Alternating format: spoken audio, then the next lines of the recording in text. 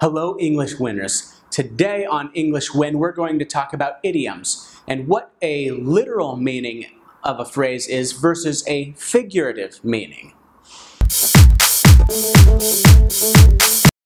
So what is an idiomatic expression?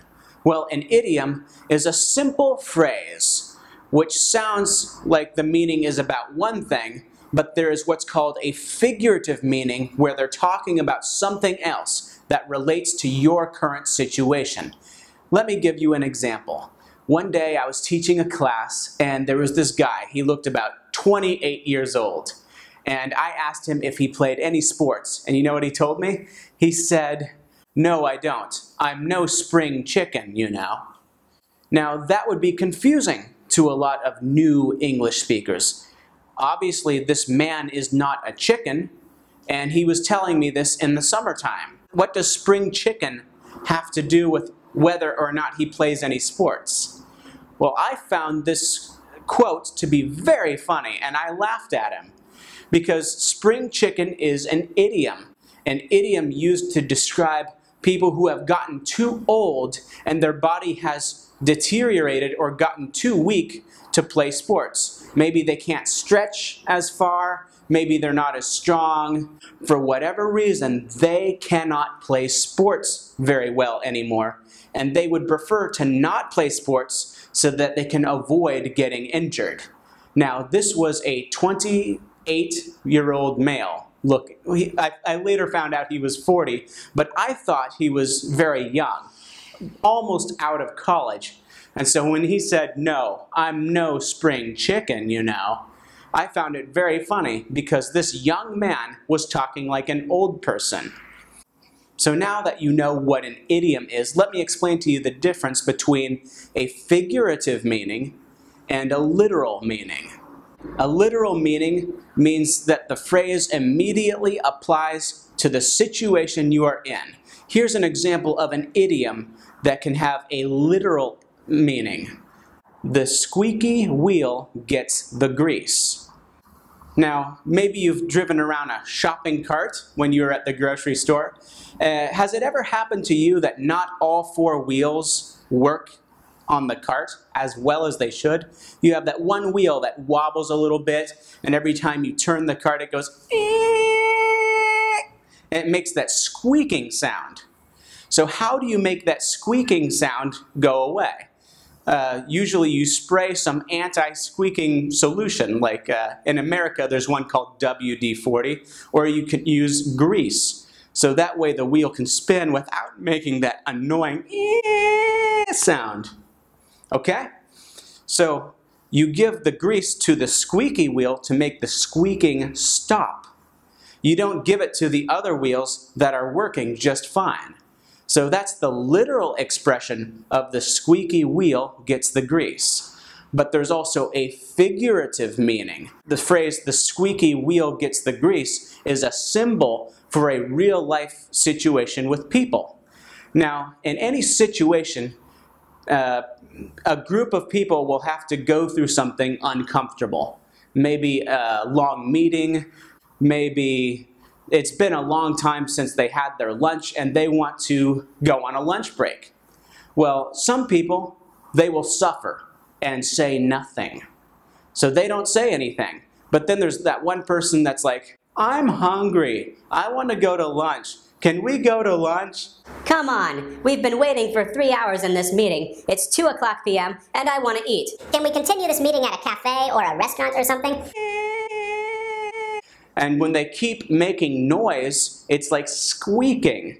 Eventually, somebody in charge is going to think, "That's annoying. It sounds like a squeaky wheel."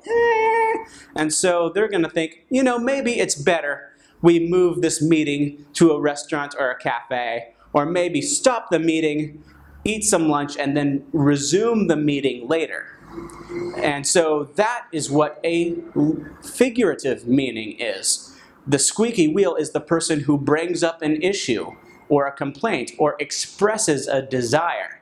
The people who do not express a desire, the people who do not complain, the person who can help them has no way of knowing what they need because nobody told them. Only the squeaky person, the squeaky wheel, gets the grease. Some idioms have historical, literal meanings, but are still used today in a figurative sense. Let me give you an example of that. Break a leg. Sometimes when people in theater or who are in the acting business are about to do some acting, one actor will say to them, "Hey, break a leg." Now that sounds like a really mean thing to say. And aside from the fact that many actors are very competitive and there's a lot of people competing for the same jobs, break a leg does not have a mean connotation at all. What it means is good luck. Now, why does it mean good luck? Many actors are cynical, and long ago, whispering good luck to an actor was a way of inviting bad luck. You see, actors are very superstitious people. They might wear their lucky shirt to an audition and get the part, and then they think, well, I'm going to wear the same shirt to every audition. So they're very superstitious. They have these little beliefs trying to develop some system for getting into the right mindset and getting the jobs that they need. And so one of those little beliefs is saying good luck to a fellow actor. So instead they say break a leg, something that is bad luck. So that way, when someone tells them, hey, bad luck, break a leg, they are in turn inviting good luck. One last idiom. The ball is in your court. If you are playing basketball and the ball is in your court, that means it is up to you to make a decision. And that makes sense whether you're playing basketball for real or if somebody tells you in any situation, the ball is in your court. They're saying to you, hey, you've got to make a choice.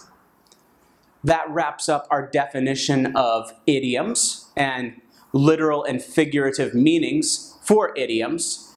And now you'll be able to know how words and phrases that seemed a little bit mysterious at first or confusing now make perfect sense. You just don't interpret them in a literal way. You interpret them for their figurative meaning.